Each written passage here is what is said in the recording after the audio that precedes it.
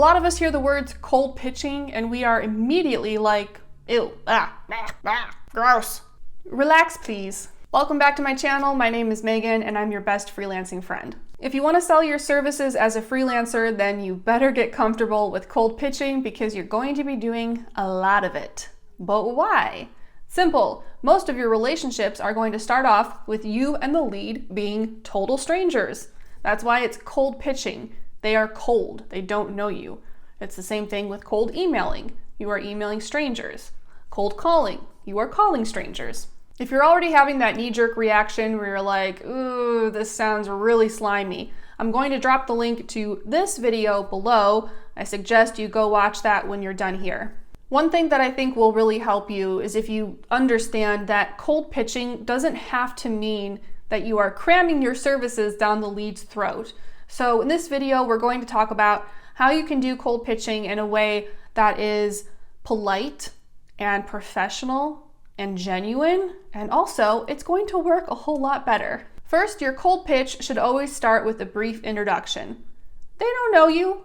They have no idea who you are. And you're showing up in their inbox and they know that you're going to sell them something. Basic manners go a very long way here. Hi, John. My name is Megan and I'm a writer. Tell them up front who they're talking to. Secondly, you want to quickly tell your leads why you're reaching out.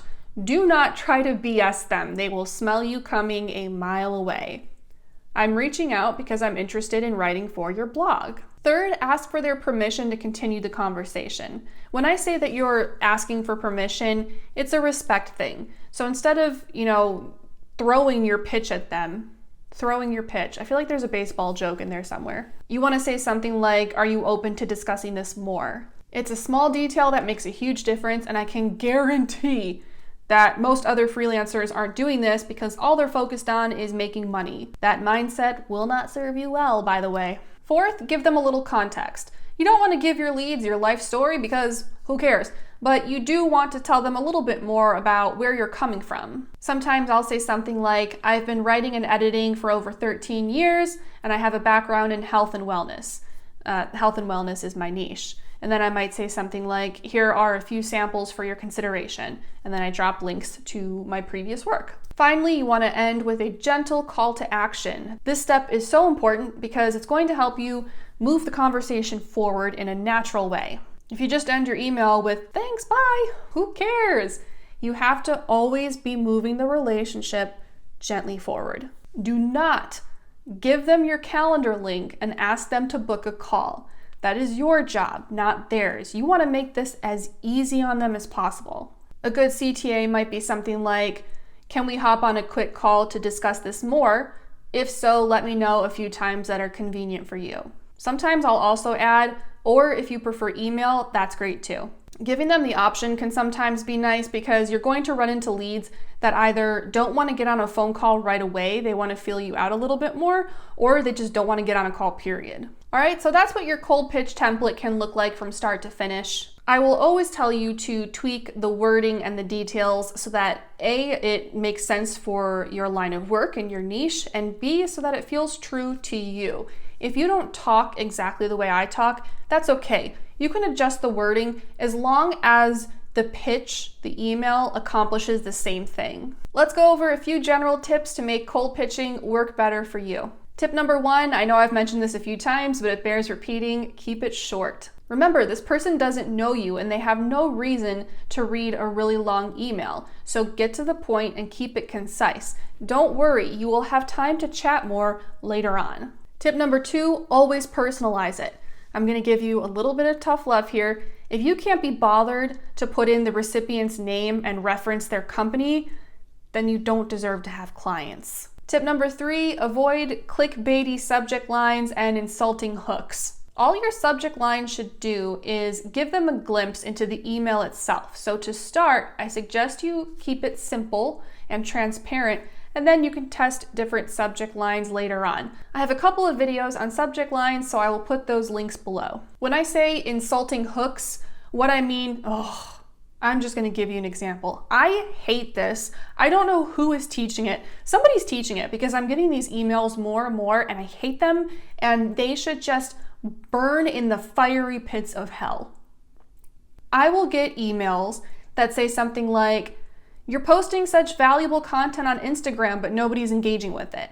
Or, "I checked out your website and I noticed that your traffic is really bad." I'm not joking. I get emails like this. Thanks? I'm supposed to give these people money?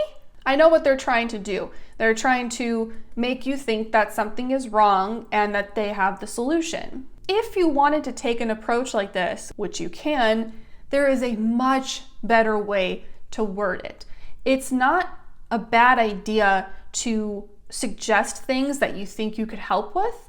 That is actually a common approach people take with cold pitching.